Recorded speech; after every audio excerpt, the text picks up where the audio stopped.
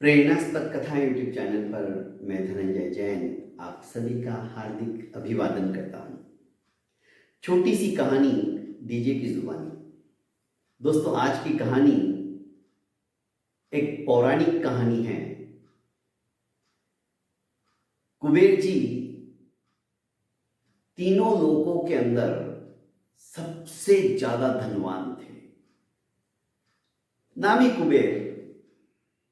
उन्होंने सोचा हम सबसे ज्यादा धनवान हैं, ये बात ज्यादा लोगों को पता नहीं है, तो अपना वैभव, अपना साम्राज्य सभी ने देखना चाहिए।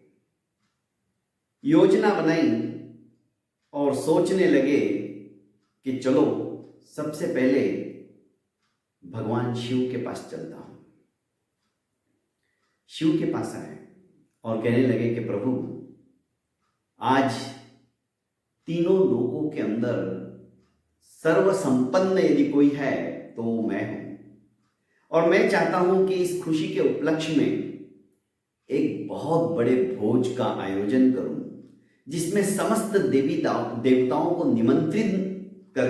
निमंत्रण देके उन्हें अपना वैभव बताऊं। शंकर भगवान समझ गए कि कुबेर जी को अहंकार आ गया है। उन्होंने कहा, मैं अभी आवश्यक कार्यों में व्यस्त हूं, नहीं आ सकता, पर तुम निश्चिंत रहो, मैं मेरे छोटे बेटे गणपति को तुम्हारे वहां भेज दूंगा। उसने कहा, नहीं प्रभु, आपको आना ही है, आपके बिना तो सब कुछ व्यर्थ है। ये सब कुछ वैभव जो मैंने प्राप्त किया है, ये आप ही की तो कृपा है, आपको आना ही होगा। उन्होंने कहा, नहीं, मैं अपना कार्य बीच में छोड़कर नहीं आ सकता, मैं गणपति को जरूर भेजूंगा। कुबेर जी चले गए। समस्त देवी देवताओं को आमंत्रण दे चुके थे। निश्चित समयावधि के अनुसार, निश्चित तिथि पर सभी देवी देवता वहां पर पहुंच गए। कुबेर जी का वैभव सचमुच में देखने जैसा था। गणपति आराम से अपने वाहन मूषक के ऊपर बैठकर मंथर गति से सबके बाद में पहुंचे, और पहुंचते ही कहने लगे कि मुझे तो बड़ी जोरों की भूख लगी है, क्या करूं, मेरा वाहन ही ऐसा है कि धीमे धीमे चलता है।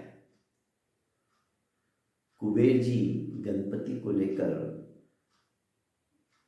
अपने उस कक्ष में पहुंचे जहां पर कि उन्होंने भोजन की सामग्री सजा के रखी थी। गणपति जी को विराजमान किया। सोने के थाली के अंदर समस्त पकवानों के साथ में उन्हें परोसा गया, पर पलक झपकते ही जो कुछ परोसा था, गणपति जी तो स्वाहा कर गए। जितनी बार परोसा गया, गणपति जी उसे लंबोदर, उनका उदर ही इतना बड़ा है, सब कुछ अंदर चला गया, फिर भी उनकी भूख की ज्वाला उपशमन नहीं हुई। उन्होंने कहा, मुझे और भूख लगी, मुझे खाना खिलाओ। अब तो कुबेर भी सब परिवार परेशान हो गए। इतने सारे देवी देवताओं के लिए खाना बनाया था, ये अकेले गणपति जी ही चट कर गए, अभी इनको क्या खिलाऊंगा, कुछ भी बचा नहीं है। गणपति जी इतने पर भी रुके नहीं, वे किचन में गए, रसोड़े में, और जो कुछ कच्चा सामान था, कच्ची सामग्री थी, ऐसे ही खाने लगे। वो भी सब समाप्त कर दिया। फिर भी बोले कि मुझे तो और भूख लगी है। अब कुबेर जी समझ गए।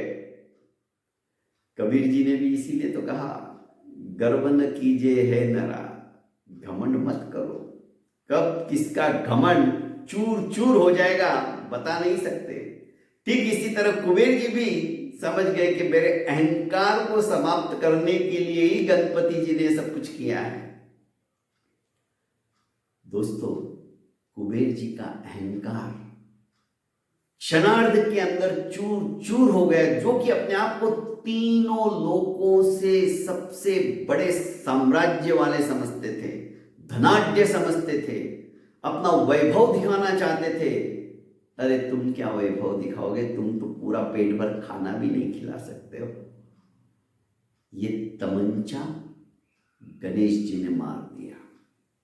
दोस्तों, कहानी छोटी सी है, पर भगवान अपने भक्त के हृदय में अहंकार के बीजों का बीजारोपण कहीं ना हो जाए, और हो गया है तो उसके निराकरण के लिए कुछ ना कुछ उपाय जरूर निकाल लेते हैं और अपने भक्त को उनकी गलती का एहसास किस तरह से करवाते हैं, अलग अलग कहानियों के माध्यम से आपको सबको मैं विदित करता जा रहा हूं, आप भी जानते हो।